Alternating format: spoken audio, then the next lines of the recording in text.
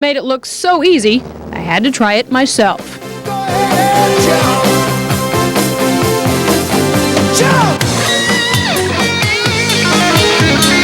With the brains behind me, first jump, no problem.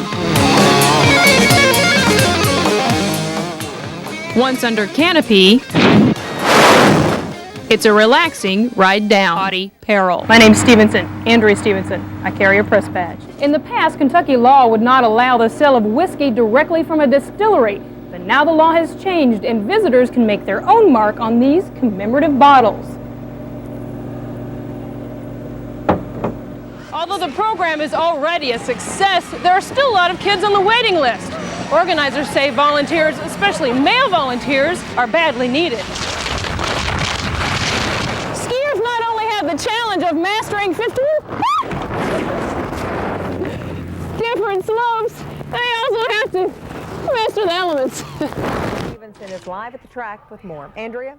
Well, Jackie, most of the racing fans have already left the track out here at Churchill Downs, and track officials say they're relatively pleased with the amount of folks that are coming out here to the fall meet. But they are concerned that attendance is slipping, and they are also concerned about a recent report on profits and wagering. Well, there's an old saying in racing that... Now, track managers tell me that it is too early to tell what a proposed riverboat in Harrison County will further do to profits, but they do know that casino boats near their simulcast sites have taken a big chunk of their business. Back to you. A battle that is long from being over. Right. Thank you, Andrea. Well, it is a beautiful, clear night. Information. Andrea? Well, Jackie, under a special initiative from the state, police are in the middle of one of the biggest crackdown on drugs in Kentucky's history. For months, undercover officers have worked the streets, and today, law enforcement officers all over the state went out to pick up their list of suspects. In the early hours of the morning, hundreds of local and state officers take to the streets. Kentucky State Police say they will continue their special drug task force throughout the year, and Governor Patton says he also wants to see the state start targeting the users he describes as mid to upper income earners that create a market for the drug offenders that you saw arrested there on tape. And police say cocaine, crack cocaine, and marijuana use are on the rise in such affluent neighborhoods. Back to you. We'll see if they would catch those other 200 or so they're still looking for. 23's Andrea Stephenson is live at the State Police headquarters in Frankfort with the latest on that story. Andrea, what do you know? Well, Derek, we just came out of a press conference here, and officers inside tell us that as we speak, the statewide drug roundup continues. So far, 263 people have been arrested on a total of 576 charges. Not only are we helping to win the battle against drugs, but we're also sending a message. Governor Paul Patton says this roundup sends a message of no tolerance in Kentucky.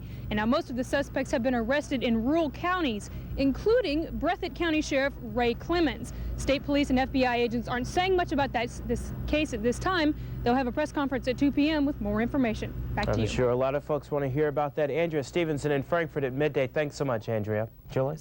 She is described as a 27-year-old white female, 5'4" tall, with a medium build. The three were last seen getting out of a cab here at Shepherd Square at the corner of Liberty and Jackson. Police say this is as far as their leads have taken them. Police say Eric Clark is also wanted in California on burglary and in Louisville for writing fraudulent checks.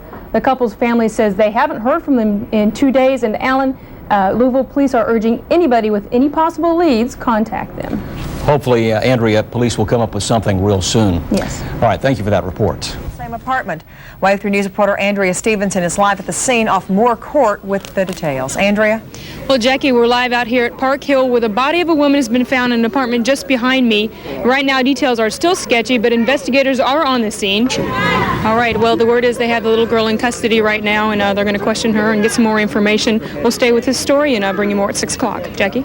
Andrea, did he say anything about a suspect at this point? Of course, the little girl obviously saw who this person was. Well, right now they say the little girl is in shock and they don't have a suspect in mind right now, but they're working on it. All right. Thank you, Andrea, for that live report. New legislation and special training is helping police fight back. 6 on domestic with violence. Complaint stated she was fighting with her husband. Was threatened with a knife. 431, Ned Burley. Back at the scene, officers warned the victim that ignoring the problem could be deadly. I'm damned if I do and damned if I don't. Well, you're not damned if you do. Police officers say they understand the victim's frustration, but they warn that the violence in most of the cases they see only escalates if nothing is done about it. Crisis counselors are urging victims to call the domestic violence hotline. Shelter workers say the bill is popular with pet owners who would be affected by the tax. The trick now is stroking the right politicians. Ready when you are. 3, 2, 1. Chance! Shelter workers say the bill is popular with pet owners who would be affected by the tax. The dog was supposed to stay over here with me. Wave 3 News reporter Andrea Stephenson joins us live now from Scottsburg, Indiana, with the latest on the situation there. Andrea? Well, Angela, we're live here at the Department of Transportation, and as you can see behind me, dispatchers have their trucks out in full force trying to prevent more accidents from happening. There's already been one fatal accident in Greensburg and at least 100 non-injury accidents. The problem is this slush. Motorists are getting a little bit too confident. It is mostly accumulating in the fast lane. They try to pass and they wind up hydroplaning themselves off the road. Emergency workers are asking motorists and everybody else to have more patience dealing with this late-breaking winter storm. Celebration continues there. Yeah, Craig, I tell you what, they have 22 TVs here at Buckhead Grill and Bar, and if you want to make sure you can see the game, well, this is the place to be. In case you haven't heard, Kentucky stomped Wake Forest today, and many of the fans here say they knew they could always pull out the big win, but it looked like to me that a few of them were on the edge of their seats. Downs. Maintenance crews have been busy all year keeping the grounds in shape, but now the race is on to finish up. Wave 3 News reporter Andrea Stephenson joins us now live from the track with more. Andrea? Well, Jackie, maintenance crews out here tell me it takes a lot of work to keep up these famous grounds. We followed around some workers today to get a glimpse of how hard it really is to keep up this international tradition. Churchill Downs is getting, well, you can be sure they are checking everything from the bleachers to the plumbing.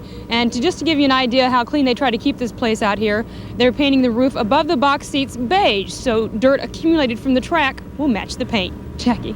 Andrea, I imagine right about now they'd like to have another week or two before that opening day, huh? Sure, we would all like to have another week to save up our money, too. Yeah, to catch our breath, too. Yes. Thank you, Andrea. Well, opening day for the